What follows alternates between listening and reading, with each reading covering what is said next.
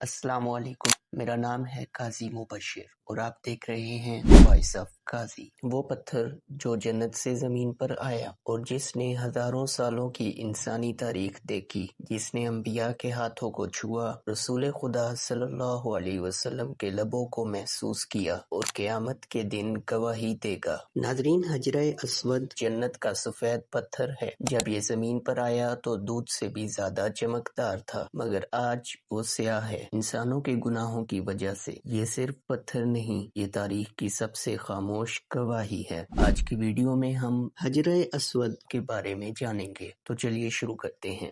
حجرہ اسود ایک ایسا نام جو سنتے ہی دل عقیدت سے جھک جاتا ہے۔ یہ وہی پتھر ہے جو خانہ کعبہ کے ایک گوشہ میں چمک رہا ہے، وہ گوشہ جہاں سے ہر طواف شروع ہوتا ہے اور جہاں ہر مومن کا دل تھم سا جاتا ہے۔ مگر کیا آپ نے کبھی سوچا ہے کہ یہ پتھر آخر کہاں سے آیا، کب نصب ہوا اور اس پر اتنی برکت کیوں ہے؟ حجرہ اسود جنت کے یاقوتوں میں سے ایک ہے۔ حضرت آدم علیہ السلام جب جنت سے زمین پر آئے تو اپنے ساتھ یہ پتھر بھی لائے تھے۔ یہ محض ایک پتھر نہیں تھا، یہ جنت کی نشانی تھی، روشنی کا ایک حصہ اور اللہ کی رحمت کی علامت تھی۔ حضرت آدم علیہ السلام نے جب بیت اللہ کی ابتدائی تعمیر کی تو اس پتھر کو ایک گوشہ میں نصب کیا۔ یہ وہ لمحہ تھا جب زمین پر پہلی عبادت گاہ مکمل ہوئی۔ وقت گزرتا گیا، صدیوں بعد طوفان نوح آیا، ہر چیز بہہ گئی، مگر حجرہ اسود محفوظ رکھا گیا۔ روایت میں آتا ہے کہ جب بیت اللہ آسمانوں پر اٹھایا گیا تو یہ پتھر جبل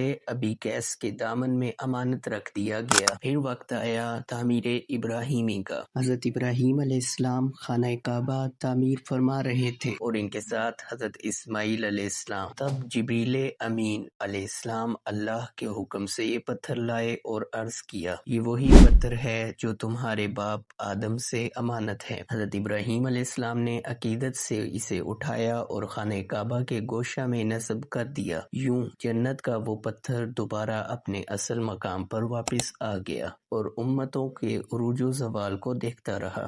وقت گزرتا گیا اور پھر ہمارے پیارے نبی آخر الزمان حضرت محمد صلی اللہ علیہ وآلہ وسلم کا زمانہ آیا۔ جب مکہ میں خانہ کعبہ دوبارہ تعمیر ہو رہا تھا، قریشی قبائل میں جھگڑا ہوا کہ حجرہ اسود کو کون نصب کرے گا۔ سب کے درمیان آپ صلی اللہ علیہ وسلم نے وہ فیصلہ فرمایا جو قیامت تک انصاف کی مثال بن گیا۔ آپ نے اپنی چادر بچھائی، پتھر کو اس میں رکھا اور ہر قبیلے کے سردار کو ایک کنارے سے پکڑنے کو کہا، پھر خود پتھر کو اپنے دست مبارک سے اٹھایا اور نصب کر دیا۔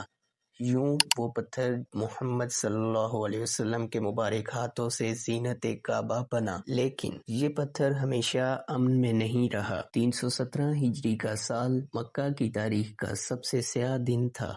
کرامتہ نامی ایک گمراہ فرقہ جس کا سردار ابو طاہر سلیمان بن الحسن تھا، حرم مکہ پر حملہ آور ہوا۔ وہ دن جب حجاج طواف کر رہے تھے، دعا مانگ رہے تھے اور اچانک حرم محترم میں خون بہنے لگا۔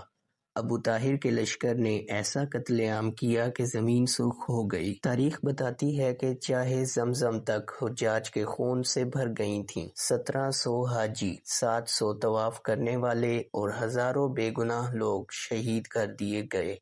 پھر اس ظالم نے وہ حرکت کی جس نے فرشتوں کو بھی لرزا دیا۔ اس نے حجرہ اسود کو کعبہ سے اکھاڑ لیا، ضربیں لگائیں، کچھ ٹکڑے ٹوٹ گئے اور وہ مقدس پتھر بحرین لے جایا گیا۔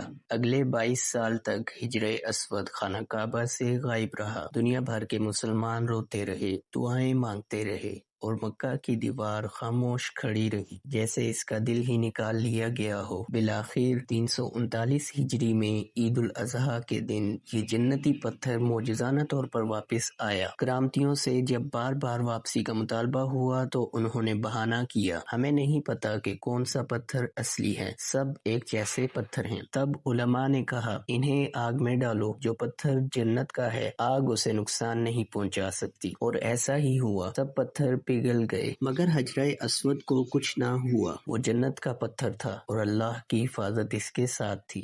اس طرح وہ دوبارہ مکہ واپس آیا اور کعبہ کی زینت بن گیا۔ ابو طاہر وہ ظالم جس نے حجر اسود کو خانہ کعبہ سے الگ کیا، چیچک کے مرض میں مبتلا ہو کر ذلت کے ساتھ مر گیا۔ تاریخ نے اس کے نام پر لعنت لکھی اور حجر اسود آج بھی اپنی جگہ سلامت ہے۔ ناظرین، اب سوال یہ پیدا ہوتا ہے کہ یہ پتھر جب دنیا میں آیا تو سفید اور چمکدار تھا، مگر آج ہم دیکھتے ہیں کہ یہ سیاہ ہو چکا ہے۔ آخر اس کے پیچھے وجہ کیا ہے؟ اس سوال کے تناظر میں ترمذی کی ایک حدیث ہے جس میں نبی کریم صلی اللہ علیہ وسلم نے ارشاد فرمایا، جب حجر اسود جنت سے اترا تو وہ دودھ سے زیادہ سفید تھا، پھر آدمیوں کے گناہوں نے اسے سیاہ کر دیا۔ یہ وہ پتھر ہے جو انسانوں کے گناہوں کو جذب کرتا ہے، جو توبہ کرنے والوں کی پیشانیوں سے روشنی لیتا ہے اور گناہوں کے بوجھ سے سیاہ ہو گیا۔ ایک اور روایت میں ہے کہ اگر اللہ تعالیٰ حجر اسود اور مقام ابراہیم کی روشنی ختم نہ فرماتے تو یہ زمین و آسمان کو روشن کر دیتے۔ ناظرین، یہ پتھر قیامت کے دن بولے گا۔ اس دن اللہ تعالیٰ اسے زبان اور ہونٹ عطا فرمائیں گے اور وہ ان لوگوں کے حق میں گواہی دے گا جنہوں نے محبت اور عقیدت سے اس کا بوسہ لیا۔ نبی کریم صلی اللہ علیہ وسلم نے ارشاد فرمایا،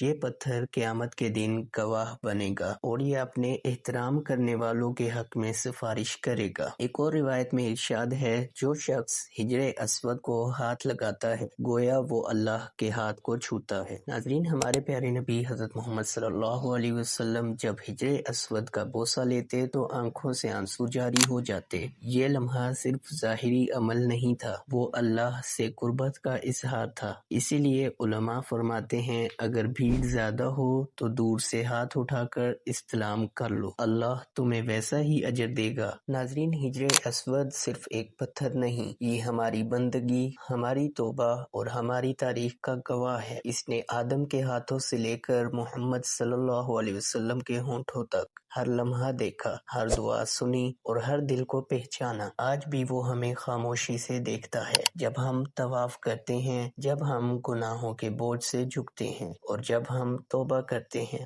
اللہ تعالیٰ سے دعا ہے کہ ہم سب کو اپنے در کی حاضری اور حجر اسود کا دیدار نصیب فرمائے، آمین۔ آج کی ویڈیو میں اتنا ہی۔ امید کرتا ہوں آپ لوگوں کو ویڈیو پسند آئی ہوگی۔ ویڈیو کو لائک اور چینل کو سبسکرائب کرنا مت بھولیے گا۔ ملتے ہیں نیکسٹ ویڈیو میں کسی نئے ٹاپک کے ساتھ۔ اللہ حافظ۔